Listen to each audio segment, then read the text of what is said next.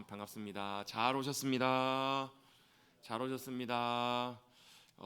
오늘 새벽에 눈이 많이 어제 밤부터 이제 눈이 왔다가 어제 밤에 내린 눈은 그래도 저녁에 거의 대부분 많이 녹았던 것 같아요. 근데 새벽녘에 또 눈이 이렇게 굉장히 많이 내려서 한 뼘 이상 눈이 쌓였던 것 같아요. 많이 쌓여서 어떻게 하나 했는데 감사하게도 하나님께서 낮에 햇빛을 보내셔가지고 또 눈을 다 녹이셨는데 또 한편으로 눈이 녹고 뭐가 왔어요? 추위가 찾아왔습니다. 아까 저녁에 제가 이제 본당에 준비하려고 올라오려고 밖으로 나오는데 문을 여는데 갑자기 바람이 불어가지고 문이 확 열리더라고요. 찬바람이 불고 또 공기가 굉장히 많이 쌀쌀해지고 추워졌습니다. 아마 오늘 내일 또 굉장히 많이 춥다고 하는데요. 추운 일기 가운데서도 추위를 뚫고 주님 앞에 나오신 우리 사랑하는 성도님들 한 분 한 분을 주님의 이름으로 환영하고 주님의 이름으로 축복합니다. 하나님의 은혜와 복이 함께 하셔서 추위 가운데서도 모든 상황 속에서도 그 상황에 움직여가는 사람이 아니라 상황을 뚫고 믿음 가운데 주님이 이끄시는 대로 주님 앞으로도 늘 주님과 함께 동행하며 승리하시는 저와 여러분 우리 모두가 되시기를 다시 한번 주님의 이름으로 축원합니다. 제가 몇 년 전에 몇 번 많이 나눴던 말씀이기도 하고 또 많이 강조했던 부분이기도 하는데요. 여러분 사람엔 두 종류 사람이 있다고요. 첫 번째 사람은 어떤 사람이냐면 온도계와 같은 사람이 있습니다. 온도계는 어떻게 반응하냐면 주변의 온도가 내려가면 온도계가 내려가요. 그래서 이런 사람들의 특징은 상황이 낙심이 되고 상황이 좋지 않으면 그 사람의 생각과 마음과 그 사람의 상태도 어떻게 같이 다운이 돼요. 같이 데려가요. 이건 여러분 거의 대부분의 사람들이 정상적이죠. 상황이 안 좋아지면 어때요? 대부분 마음이 떨어집니다. 얼굴이 떨어져요. 마음이 떨어지고 걱정이 찾아와요. 염려가 찾아와요. 또 반대로 어때요? 올라가면 어때요? 같이 올라가요. 좋은 일로 인해서 좋은 일이 막 올라가면 기분이 좋아져요. 근데 어때요? 좋은 일이 아니라 열이 받으면 어때요? 화날 일이 생기면 똑같이 열이 같이 올라가요. 열이 뻗쳐요. 그래서 어때요? 막 분노로 표출이 되기도 하고 화로 나오기도 합니다. 이런 대부분의 사람들의 특징이 바로 이런 사람들이에요. 환경과 상황에 따라서 영향을 받아요. 말 한마디 때문에 여러분 어때요? 기분이 좋다가도 말 한마디 때문에 갑자기 기분이 확 나빠지기도 합니다. 이런 종류의 사람들이 있습니다. 그런데 거의 대부분의 많은 사람들이 이런 사람들이 많아요. 그런데 어떤 사람들이 있는가? 다른 사람들은 온도 조절기와 같은 사람들이 있어요. 그 사람이 있음으로 말미암아 어때요? 그 사람이 온도를 내리면 어때요? 같이 온도가 쫙 내려가요. 막 온도가 이렇게 올라갔다가 막 분노하고 이렇게 분노하고 막 화가 나고 격정적인 상황에 있다가 그 사람이 있어요. 그 사람이 있다가 어때요? 그 사람이 있음으로 말미암아 온도가 싹 내려가요. 왜요? 에어컨 온도 내리듯이 자 18도 맞춰놓으니까 어때요? 에어컨에 시원한 바람이 내려서 공기를 식히는 것처럼 그 주변에 있는 것들 싹 가라앉혀요. 차분하게 내려앉아요. 반대로 어때요? 썰렁하고 차갑고 낙심되는 그 자리 가운데 어때요? 어이구 춥네. 온도 올립시다. 실내 온도 26도 올리기 시작 25도 올리면 어떻게 돼요? 그 주변에 있는 온도가 싹 올라간다고요. 믿음으로 살아가는 사람들은 믿음의 사람들은 후자의 사람들의 성격과 비슷해야 돼요. 같아야 돼요. 왜요? 상황에 영향받는 사람들이 아니라 누구의 뜻대로요? 주님의 판단과 뜻대로 말씀하시는 대로 내가 거기에 있음으로 상황을 바꿀 수 있는 사람. 우리 보통 피스메이커라는 표현을 종종 쓰잖아요. 평화의 사람, 화평케 하는 자. 이들의 특징은 뭐예요? 내가 거기에 있음으로 갈등과 분쟁이 뭘로 바뀌는 거예요? 샬로움으로 바뀌는 사람. 내가 거기 있음으로 저주와 고난과 가난이 있었는데 내가 거기 있음으로 뭐가요? 하나님의 복과 형통케 하심이 함께하게 하는 사람. 그 사람들이 어떤 사람들이에요? 믿음의 사람들의 특징이라는 거예요. 상황과 환경에 따라서 영향받는 것이 아니라 상황과 환경을 하나님의 뜻대로 바꿀 수 있는 그 통로가 되는 사람. 여러분 실제로 온도를 올리고 내리는 건 뭐예요? 온도 조절기가 하는 게 아니라 보일러가 온도를 올리는 것이고 에어컨이 온도를 낮추는 거잖아요. 온도 조절기 역할은 뭐예요? 에어컨에 바람이 불어오게끔 가동시키는 거고 보일러가 돌아오게끔 신호를 보내는 게 온도 조절기 역할이잖아요. 그게 바로 믿음의 사람들의 특징이에요. 우리의 능력으로 하는 것이 아니라 우리가 거기 있음으로 하나님의 복과 은혜가 임하게 하는 것.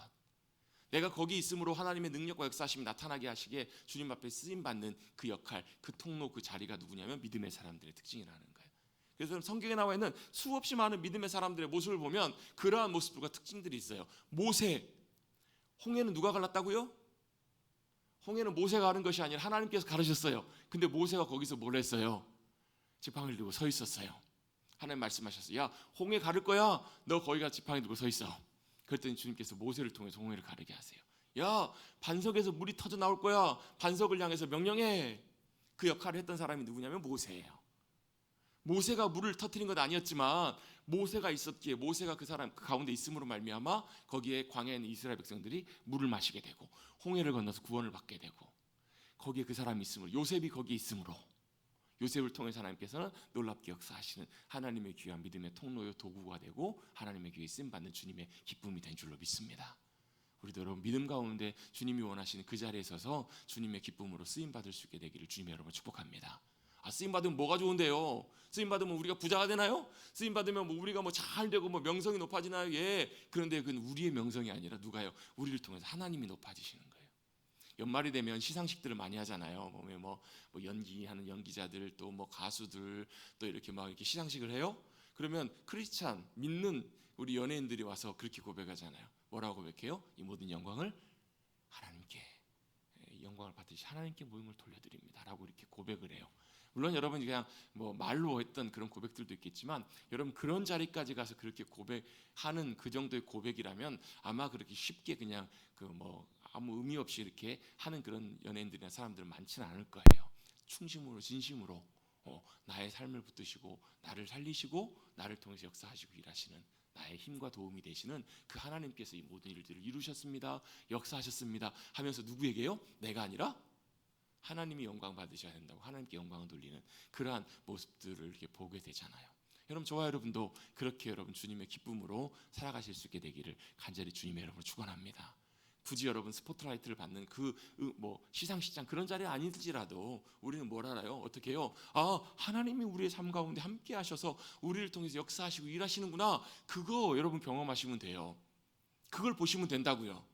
내가 아니라 나를 통해서 나와 함께 하시는 주님이 함께 하셔서 내 삶을 인도해 가시고 내 삶을 붙들어 가시고 내 삶을 통해 주님이 역사하시고 함께 하시고 일하시는 그 역사들 경험들을 경험하게 될 때 세상의 다른 것들이 별로 부럽지가 않아요. 하나님이 나와 함께 하시고 나를 통해 역사하시는구나. 그게 여러분 얼마나 큰 기쁨이고 우리의 삶이 얼마나 큰 복이고 즐거움인지 몰라요.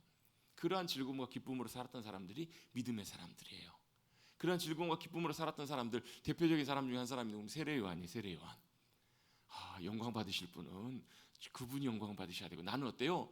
나는 신랑의 친구인데 신랑이 기쁨으로 혼인잔치 나가는 그걸 보면서 너무너무 기뻐하는 거예요. 여러분 진짜 사랑하는 좋아하는 친구가 결혼하면 어때요? 뒤에서 진심으로 축하해 주잖아요. 이야 내가 더 기쁘다. 여러분 그 표정들을 보시니까 아닌가요?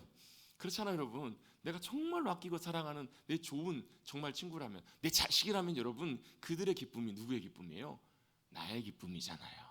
하나님의 기쁨이 우리의 기쁨으로 살아가는 삶, 그 삶은 여러분 비교할 수 없는 놀라운 믿음 가운데 누리는 참된 기쁨과 영광이 그 안에 담겨 있어요.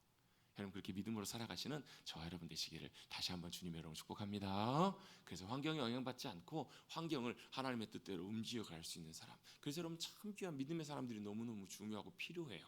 수없이 많은 그런 사람들이 있었고 또 지금 이 시대에도 그런 사람들이 정말로 많이 필요한 시대를 살아가고 있습니다. 어디 가운데 세상 가운데에서도 삶의 자리에서도 정말 그런 역할을 잘 할 수 있는 사람들이 많이 세워질 수 있도록 또 우리도 기도하고 우리도 그러한 우리 자리에서 우리 가정에서 우리가 일하는 그 자리에서 우리의 삶의 자리에서 무슨 자리에 어떤 역할 무엇을 하고 있든지 간에 그곳에서도 그렇게 쓰임받을 수 있는 주님께서 우리를 통해서 역사하실 수 있는 귀한 통로가 되시는 저와 여러분 되시기를 다시 한번 주님의 이름으로 축원합니다. 그렇게 하나님께서 부르신 사람 중에 한 사람이 누구였냐면 야곱이었어요. 근데 야곱은 어찌 보면 다른 믿음의 사람들 모습들보다도 어찌 보면 인간적이고 부족한 면모들이 참 많이 보이는 그런 인물 중에 한 사람이에요. 그런데 오히려 그래서 하나님께서 야곱을 더 아끼시고 사랑하셨는지도 모르겠어요. 자식들 중에서 보면 아픈 손가락들이 있다고 하시잖아요. 자녀들 중에서도 보면 누가 참 사랑스러운가 잘하는 자녀들도 참 그런데요. 어떨 때 보면 부모 마음속에는 또 누가 더 많이 남아요?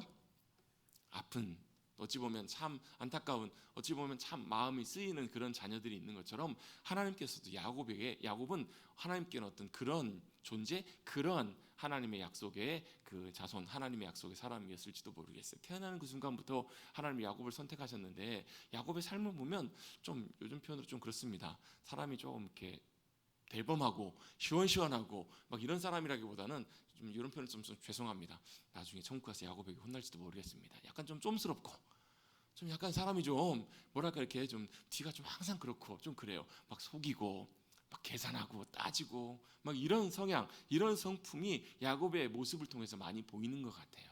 그런데 하나님께서는 어찌 보면 참 대범하고 남자답고 어떻게 보면 리더십 있고 대단해 보이는 야곱보다 훨씬 더 나아 보이는 에서를 선택하셨던 거라기보다도 누구를 선택하시냐면 야곱을 선택하신 거예요. 그래서 여러분 희망이 있어요. 누구에게? 저와 여러분에게도 희망이 있다고요. 우리 야곱에 대해서 읽으면서 그래 나는 그래도 야곱보다 좀 나아. 과연 그럴까? 다 비슷비슷해요. 다 거기서 거기에요. 다 거기서 거긴데 하나님은 대단한 사람, 위대한 사람, 훌륭한 사람, 탁월한 자질을 갖고 있는 사람, 그런 사람들을 선택해서 사용하시기보다도 어찌 보면 마른 나무같이, 마른 장작같이 아무 쓸모없는, 아무런 쓰잘데기 없는 그런 존재들을 오히려 더 선택하세요. 자, 모세를 하나님께서 부르실 때 80세에 부르세요. 80이면 어때요? 이미 좋은 시절 많이 지나간 때잖아요.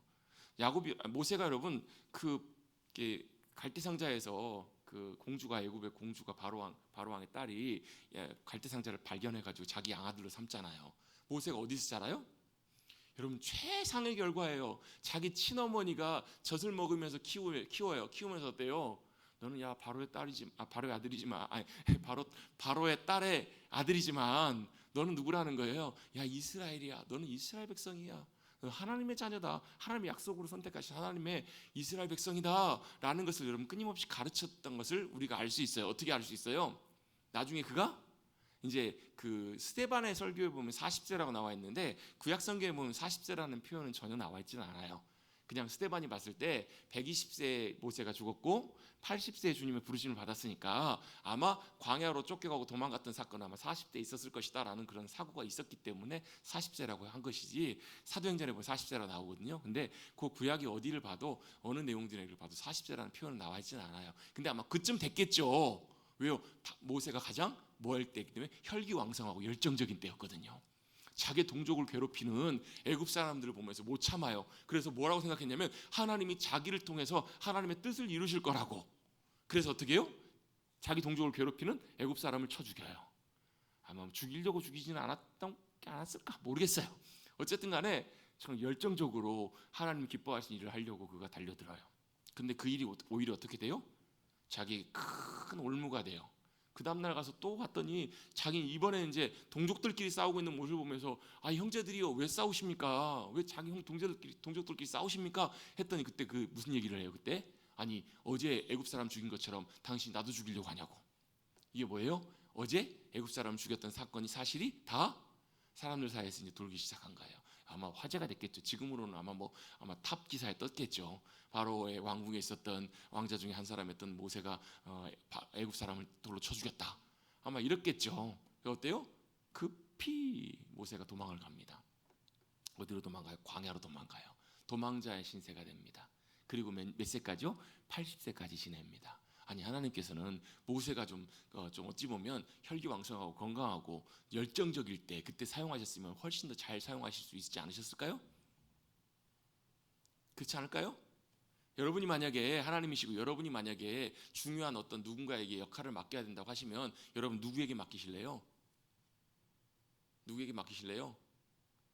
에너지가 넘치고 활동적이고 뭔가를 할 수 있는 열정을 가진 그럴 때 그런 사람을 선택해서 그 역할을 맡기시지 않겠냐는 거예요. 근데 하나님은요 정반대세요. 모세가 어때요? 이제 불러도 가라고 해도 하나님 보낼 만한 사람을 보내세요. 너무 겸손해져 가지고 완전히 바닥까지 내려가 버린 모세를 그제서야 하나님께서는 부르시고 선택하세요. 하나님은요 절대 자기의 의지로 자기의 결심으로 자기의 어떤 열정으로 일하는 사람을 선택해서 사용하실 수가 없어요. 왜요? 말은 여러분 어때요? 말은 제멋대로 가려고 하면 말을 쓸 수가 없어요.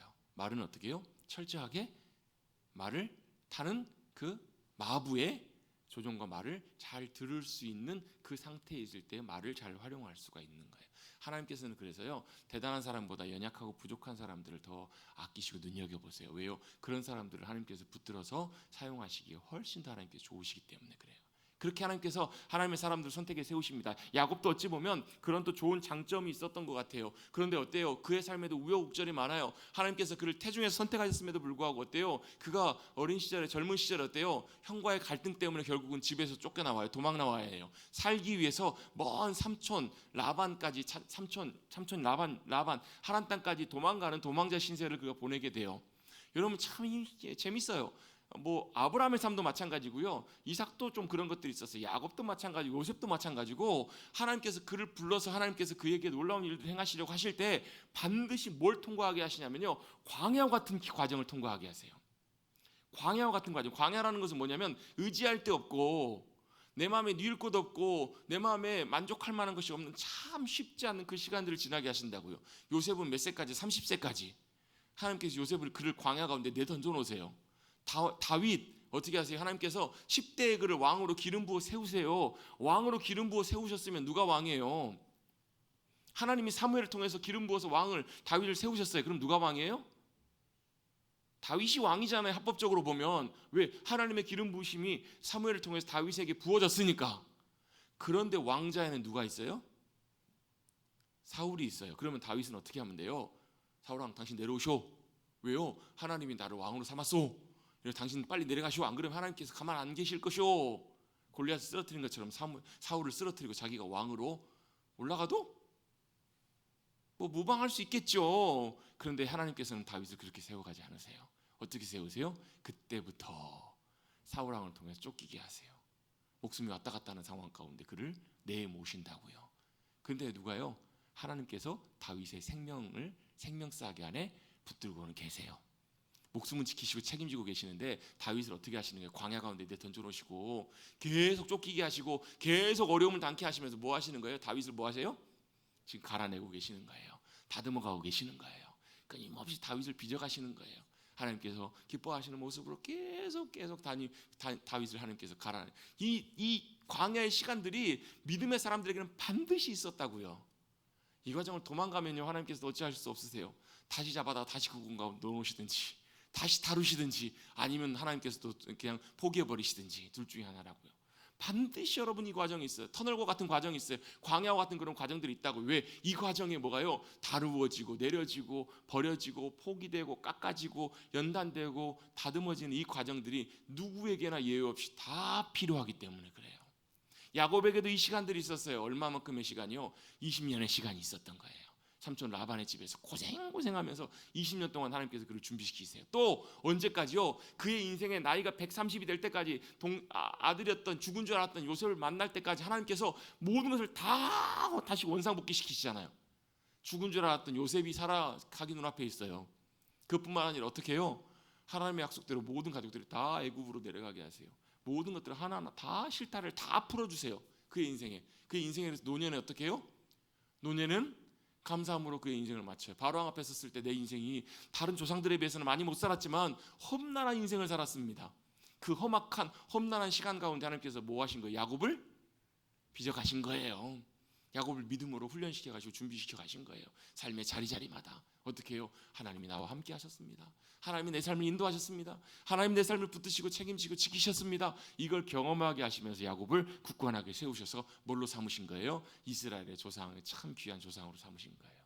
그래서 여러분 이 뒤에 내용들로부터 보면 그 다음에 하나님 자신을 말씀하실 때 뭐가 나오냐면 아브라함의 하나님, 이삭의 하나님, 야곱의 하나님, 이게 계속해서 반복돼서 나오잖아요. 야, 이스라엘 너희의 조상이 누군지 아냐? 아브라함이야. 그리고 이삭이야, 야곱이야. 그들 가운데 함께 하셨던 하나님이 지금 너희 가운데도 함께 하시는, 그래서 너희는 하나님이 함께 하시는 하나님의 백성이고 민족이야. 이걸 하나님께서 말씀해 주시잖아요. 야곱을 그렇게 준비시키시고 만드시기 위해서 이 과정을 다 지나게 하신 거예요. 몇 년 걸렸다고요? 지금 현 시점까지 20년이 걸린 거예요. 집에서 잘 지내던 야곱이 막막함과 두려움으로 어찌 보면 염려와 걱정으로 집을 뛰쳐나와서 도망 나옵니다. 그렇게 시작했던 여정이에요. 그런데 어때요? 그렇게 막막함과 두려움으로 시작했던 그 여정 가운데 누가 찾아오세요? 베델의 하나님이 찾아오세요. 베델의 하나님이 사닥다리를 내리시고 그를 찾아오셔서 그를 만나주십니다. 그리고 뭐라고 말씀하세요? 약속하세요. 야, 내가 너와 함께 할 거다. 그리고 내가 너에게 명령한 약속한 모든 것들 다 이룰 때까지 너를 떠나지 아니하고 반드시 내가 이곳으로 너를 돌아오게 하겠다. 그리고 아브라함에게 하셨던 약속을 그에게도 똑같이 주세요. 왜? 그것이 하나님의 계획이셨기 때문에. 그리고 그 약속하신 대로 하나님께서 어떻게 하세요? 20년의 시간 동안 참 힘든 시간이었지만 가정을 허락해 주세요. 결혼도 하게 하시고 자녀도 낳게 하세요. 자녀도 몇 명이나요? 11명이나 낳게 하세요. 그리고 뭐 하세요? 하나님이 약속하신 대로 풍성한 재산과 소유를 갖게 하세요. 이제 뭐만 남았어요? 뭐만 남았어요? 뭐만 남았죠? 내가 너희를 이곳으로 다시 돌아오게 하길 때까지 너를 떠나지 아니하겠다고. 이제 뭐하게 하시는 거예요? 다시 그가 떠나왔던 고향 땅, 하나님의 약속의 땅 가나안으로 돌아오게 하실 그 일이 남은 거예요. 그래서 하나님께서 그에게, 아브라함에게 지난주 본문에 보면 하나님께서 돌아오게 하실 거라고 주님께서 말씀하세요. 돌아가라 라고 말씀하십니다.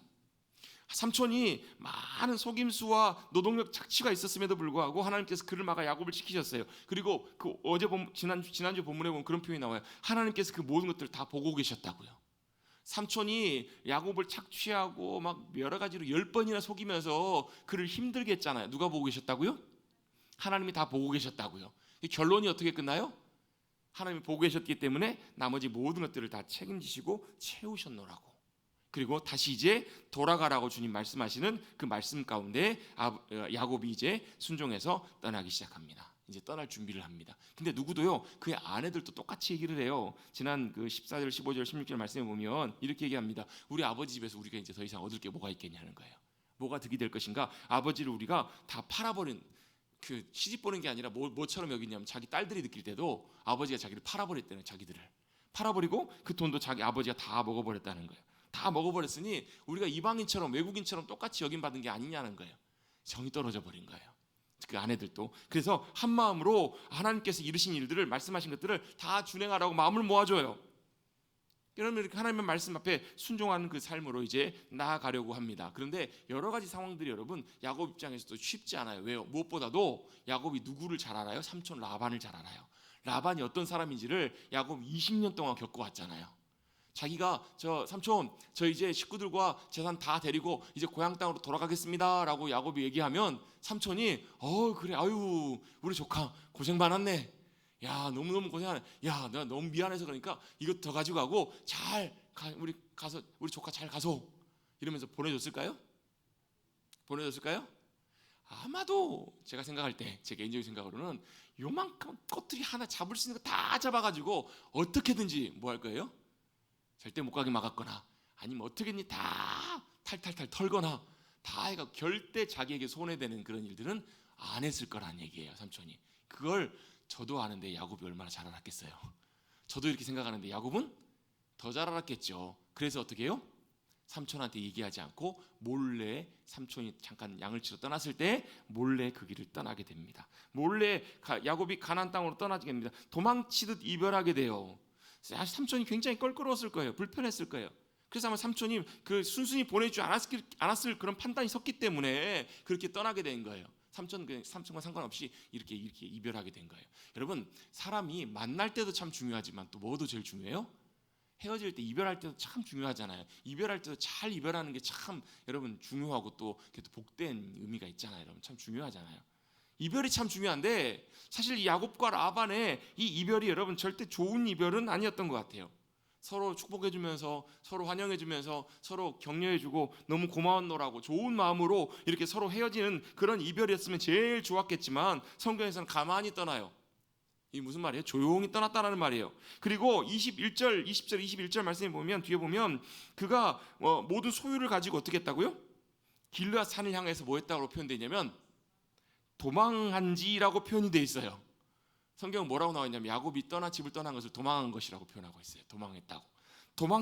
도망치듯 그렇게 삼촌을 떠났다라고 이렇게 성경은 설명하고 있어요. 삼촌 라반 입장에서도 마찬가지고 야곱 입장에서도 그 이별이 그렇게 썩 좋은 이별은 아니었던 것 같아요. 여러분, 우리가 사람들과 관계를 잘 맺고 잘 지내게 되면 이별도 어때요? 아름다운 좋은 이별을 하게 되잖아요. 여러분, 우리 인생도 그런 것 같아요. 은혜 가운데 우리의 인생이 참 하나님의 은혜 가운데 복된 삶을 살아가게 되면 우리의 삶을 마지막 마칠 때에도 참 우리의 삶을 잘 마무리하고 정리하고 복되게 이렇게 마칠 수 있는 것이 아닌가라는 그런 생각이 들기도 합니다. 여러분, 우리 인생도 잘 마무리하십시다. 아멘. 그래서 우리 이 땅의 삶을 마치고 이별하고 주님께로 나갈 때도 감사와 기쁨으로 나갈 수 있다면 그것도 참 복된 인생이 아닐까 싶습니다. 마찬가지입니다. 우리 인간관계에서도 마찬가지잖아요. 좋은 관계로 마무리할 수 있는 거 그 참 좋은데 그게 여러분 우리의 뜻대로만 되는 것이 아니잖아요. 여러분 참 껄끄러울 때도 있고 안 되올 때도 있고 불편할 때도 있어요. 이 삼촌 라반과 이 야곱의 관계도 좀 그랬던 것 같아요. 삼촌 입장에서는 야곱이 뭐 한 거예요? 도망친 거예요. 이 소식을 3일 만에 그가 들어요. 3일 만에 들었으면 어때요? 보통 일반적인 관계면 에이 아무리 그래도 그렇지 인사라도 하고 가지 이렇게 끝났을 텐데 이 삼촌 라반이 야곱을 보고 싶어가지고요, 며칠 길을요? 7일을 쫓아옵니다. 여러분, 웬만해서는 여러분 7일 길이라는 거 여러분 쫓아올 만큼 웬만해서는 잘 이렇게 안 할 거예요. 성경에서 7일 길을 쫓아왔다라는 말은 라반이 어땠다라는 거예요? 반드시 야곱을 잡아서 만나리라, 만나서 잡으리라. 이걸 여러분 그 절실하게 보여주는, 굉장히 강력하게 보여주는 그런 의지를 보여주는 표현이라고 볼 수 있어요. 그냥 인사하러 온 것은 아닌 듯해요. 분명히 목적을 가지고 온 것이었을 텐데 그 목적이 결코 좋은 목적은 아니었을 거예요. 그런데 이렇게 쫓아와서 좋은 목적이 아닌 좋지 않은 목적으로 찾아온, 잡으러 온 이 삼촌 라반에게 누가요? 24절입니다. 24절 같이 한번 읽어보겠습니다. 시작. 밤에 하나님이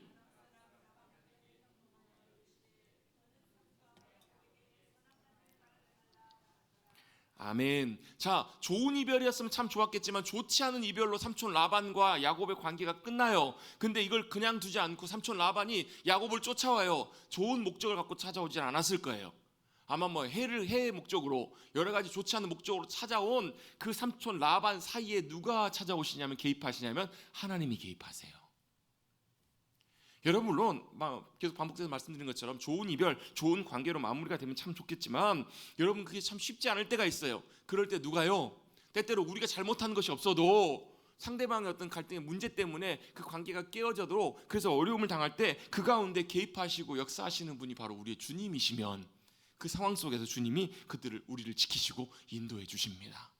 하나님께서 어떻게 해요? 라반에게 찾아오셔서 야곱의 상황에 대해서 뭐라고 경고하시냐면, 선악간에 아무 말도 하지 마라. 좋은 말이든 나쁜 말이든 하지 마. 뭐 하시는 거예요? 하나님께서 뭐 하시죠? 경고하시는 거예요. 경고. 야, 너 내일 야곱 만날 텐데 너 이런 말이든 저런 말이든 함부로 얘기하지 마.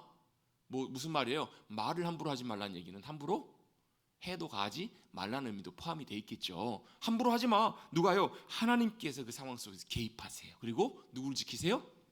야곱을 지키셨던 거예요. 야곱만 그냥 지키신 것이 아니라 삼촌 라반에게까지 찾아가셔서 꿈에 나타나시면서 그렇게 말씀하십니다. 여러분, 라반 입장에서 놓고 보면 어때요? 나중에 이제 라반이 삼촌이 조카를 만나서 야곱에게 만나서 하는 얘기를 놓고 보면 뒤에 어때요? 야, 네가 나를 속이고 내 딸을 강제로 칼로 사로잡힌 같이 그를 끌고 갔으니 내가 만약에 잘 말을 했었으면 노래와 붓과 수금으로 너를 보내겠거늘 어찌하여금 나를 속이고 가만히 도망하고 내게 알리지 아니하였느냐. 이게 무슨 말이에요? 제가 볼 때는 못 믿을 말이에요. 이건 무슨 말이에요? 자기 입장에서 보는 말이에요. 여러분, 이런 라반과 같은 사람들의 특징이 있는데요. 이 사람들은 뭐냐면 라반은 모든 상황을 다 자기 관점에서 봐요.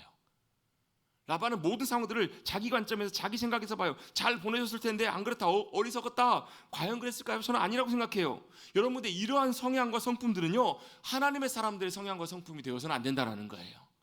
일반적인 세상 사람들은 다 자기 관점으로 모든 것들을 보고 판단한다고요. 근데 우리 그리스도인들은요, 자기 관점에서 이 모든 상황들을 보는 것이 아니에요. 왜? 이것이 타락한 인간의 본성의 굉장히 중요한 부분이기 때문에 그래요.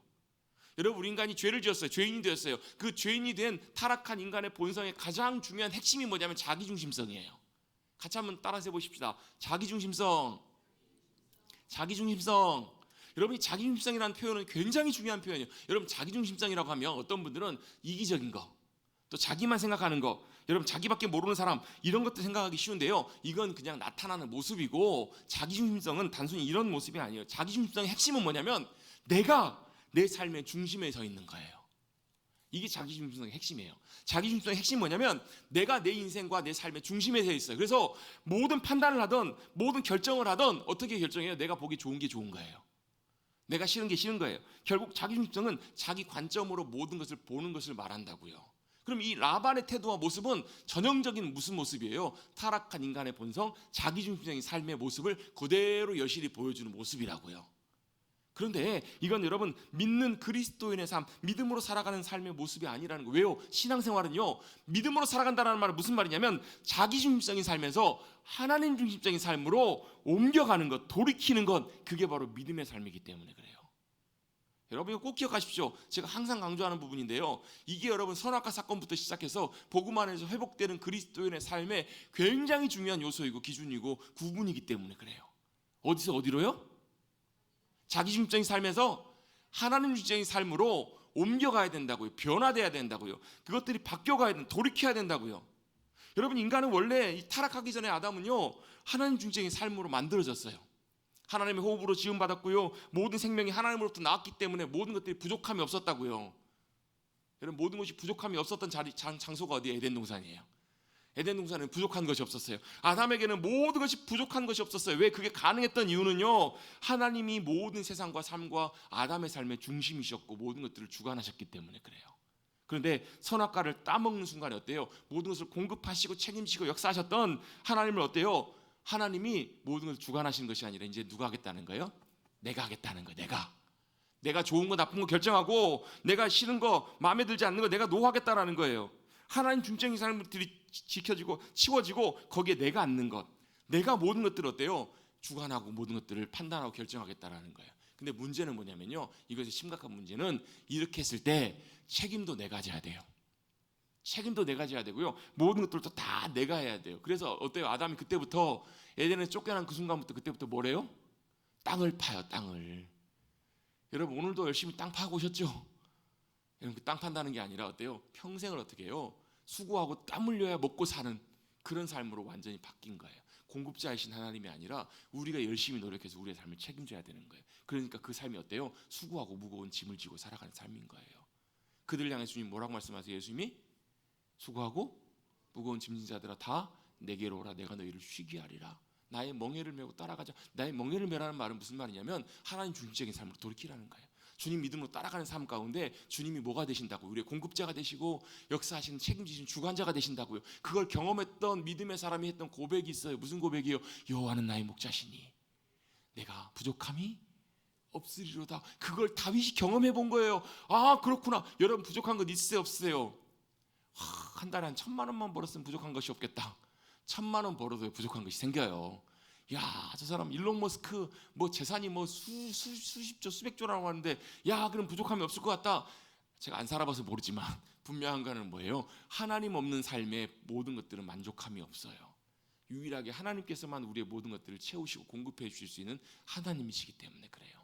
그것이 어디서 가능한가? 하나님 중심적인 삶에서 가능해요. 그것이 내가 내 마음대로 내가 중심에 대해서 살아간다라고 하는데 그게 뭐가 문제인가? 그게 뭐가 문제냐면요, 사람이 원래 그렇게 만들어진 존재가 아니기 때문에 그래요.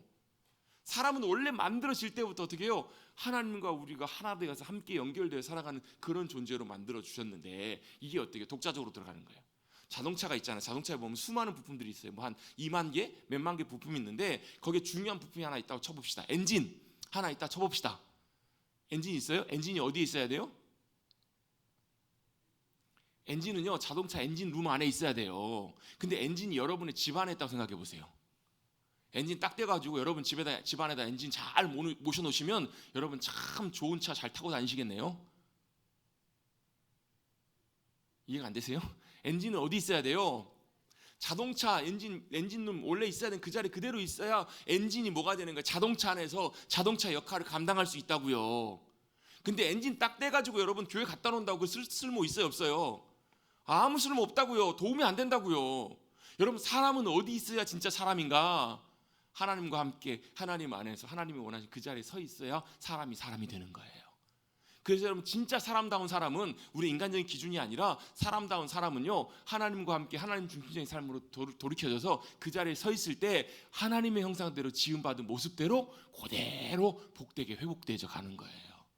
그게 진짜 참 사람의 모습이에요. 그래서 여러분, 진짜 참 사람의 모습을 보여주신 분이 예수님이시라고요. 아담이 깨어졌기 때문에 예수님이 뭐가 되신 거예요? 마담이 아니라 마지막 아담이 되신 거예요. 마지막 아담을 줄여서 마지막 아담이 되신 거라고. 진짜 사람의 모습이 뭔지, 하나님과 함께 동행하여 살아가는 하나님의 완전한 아담, 진짜 사람의 참된 모습을 예수님이 보여주신 거잖아요. 그래서 여러분, 우리가 뭐예요? 예수님 모습 닮아가는 것이 참 사람의 모습으로 회복돼가는 좋은 표현 중에 하나라고요. 하나님은 우리에게 그런 삶을 살기로 원하세요. 회복돼가는 인간의 모습, 그 본래의 모습 가운데 하나님께서는 우리의 삶에 놀라운 역사로 함께 하세요. 자기 중심적인 삶의 모습이 아니라 하나님 중심적인 삶으로 회복되어져가는 삶, 그게 바로 믿음의 귀한 삶이라는 거예요. 그 삶은 어때요? 다윗의 고백처럼 똑같이 우리도 고백해요.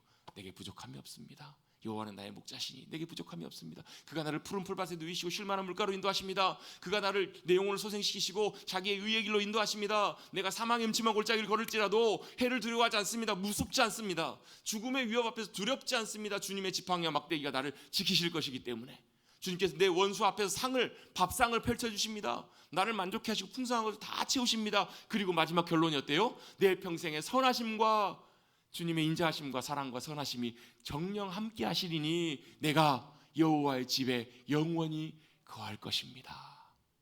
그게 여러분 믿음의 복된 삶의 참 모습이 아니겠냐는 거예요. 여러분 그렇게 하나님 중심적인 회복된 삶을 통해서 그런 풍성한 귀한 은혜를 누리시는 저와 여러분 되시기를 주님의 이름으로 축원합니다.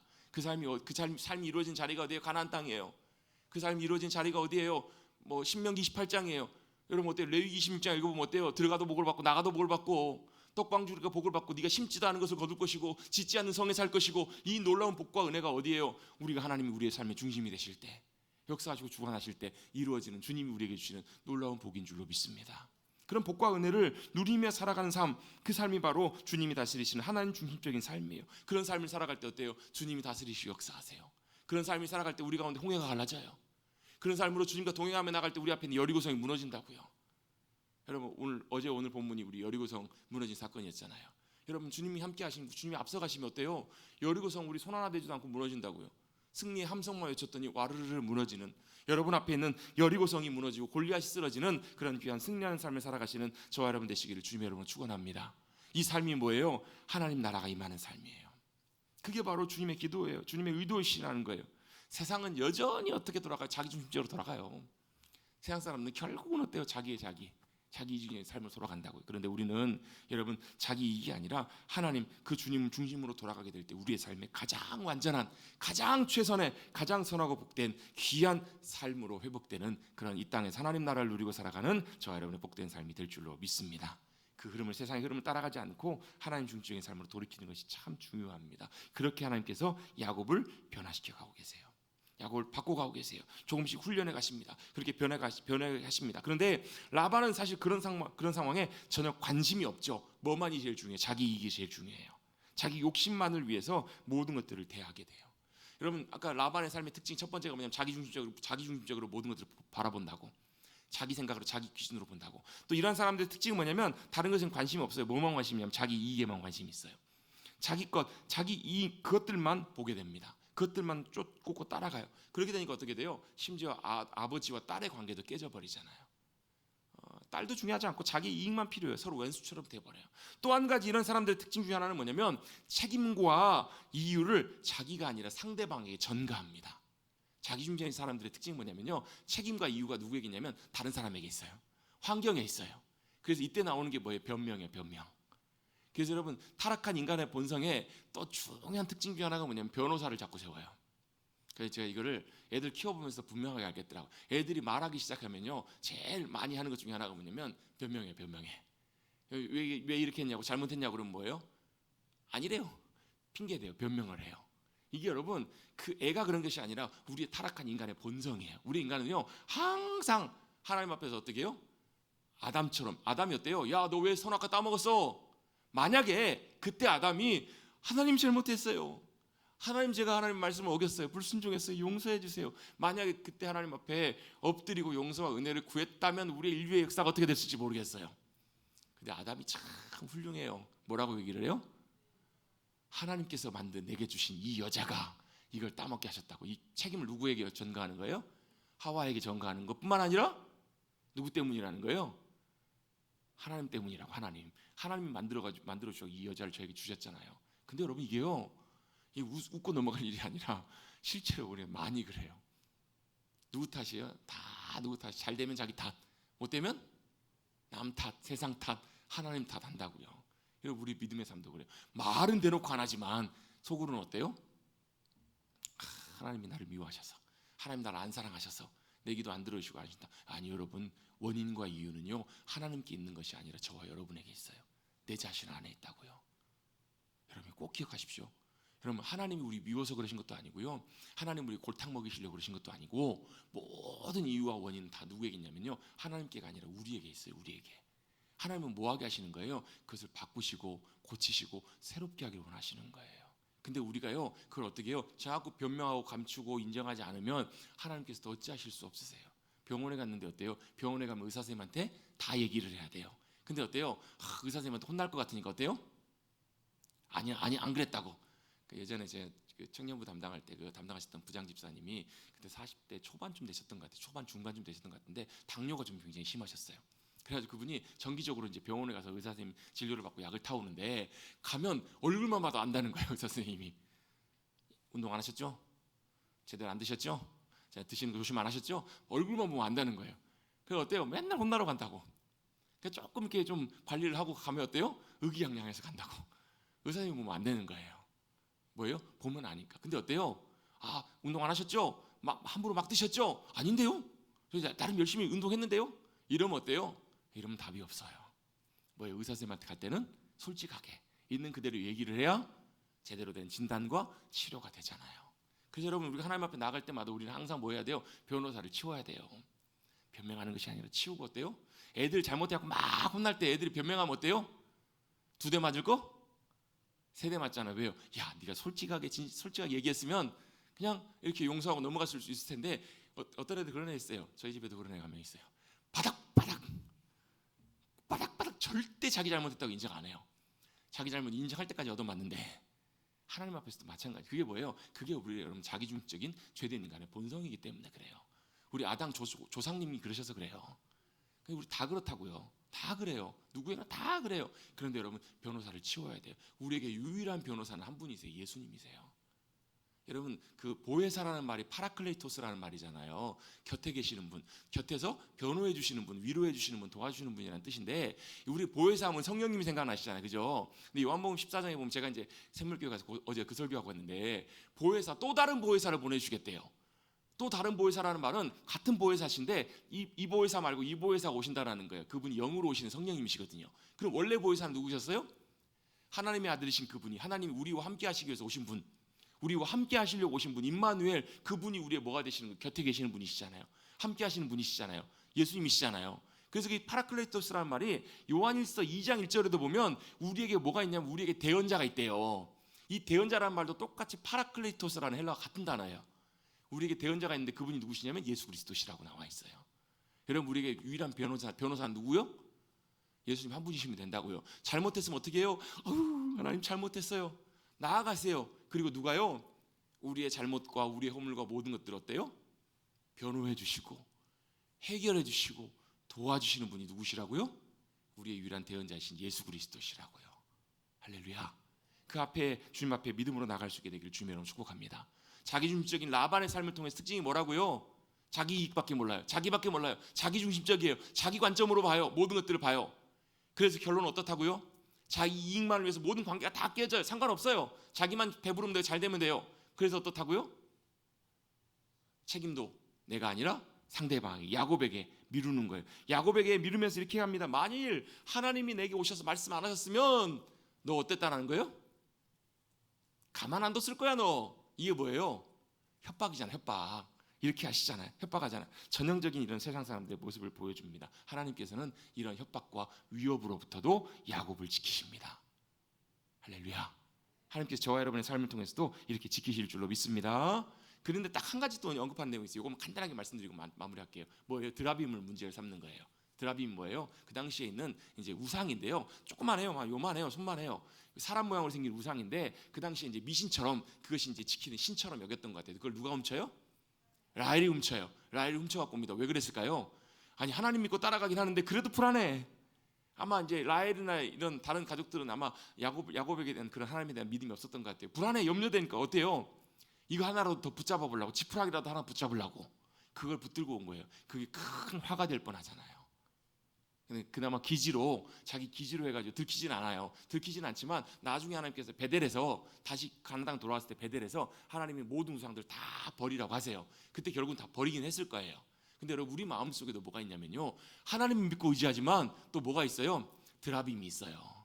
그럼에도 불구하고 뭐예요? 지푸라기라도 뭐 붙잡고 싶은 그런 것들이 있다고요. 어찌 보면 라헬 입장에서도 그랬을 수도 있겠죠. 그래서 그걸 붙들고 숨겨갖고 훔쳐갖고 나온 거예요. 안 들켰으니 망정이지. 하나님께서 그때도 아마 이제 도우셨던 것 같아요. 넘어가게 하세요. 그냥 뭐 그것 때문에 다시 이제 야곱이 전세 역전이 돼가지고 야곱이 삼촌한테 또 막 이렇게 하잖아요. 오히려 삼촌 내 그럴 수 있냐고 서운한 말 다 하고 다 털어내고 서로 약속을 맺고 딱 끝나요. 어때요? 그래도 나름 해피엔딩으로 어느 정도 끝나요. 정리가 되고 하나님께서 이제 더 이상 라반과 이런 관계 가운데 위협이 없을 수 있도록 하나님께서 갈렙에서 또 여갈 사두다에서 하나님께서 싹 정리해 주시고 모든 것을 다 마무리해 주세요. 여러분 야곱에게 함께 하셨던 이 은혜가 저와 여러분에게도 함께 하셔서 모든 관계와 상황 속에서도 주님의 은혜와 도우심으로 모든 것들을 잘 감당케 하시고 마무리하게 하시는 주님의 인도하심과 도우심이 함께 하시는 저와 여러분 되시기를 주님의 이름으로 축원합니다. 아멘. 그래서 이제 다시금 새로운 다른 스테이지로 다른 장으로 하나님께서 야곱을 인도해 주시는 내용이 이제 32장 말씀으로 이제 넘어가게 됩니다. 그래서 이제요 오늘 20년 동안 떠났던 모든 야곱의 이야기들을 잘 정리하고 마무리하는 그런 시간을 가졌습니다. 여러분 우리도 언젠가는 다시 떠나게 될 때가 올 것입니다. 믿음으로 그 주님과 함께 떠나시고 주님 인도하신 대로 잘 나가셔서 복된 삶 살아가시는 우리 모두가 되시기를 다시 한번 주님의 이름으로 축복합니다. 그런 의미에서 우리 함께 찬양하고 기도하겠습니다. 선한 목자 되신 우리 주님, 주님이 우리의 삶을 인도하십니다. 역사하십니다. 함께 우리 찬양하고 기도하겠습니다. 569장입니다.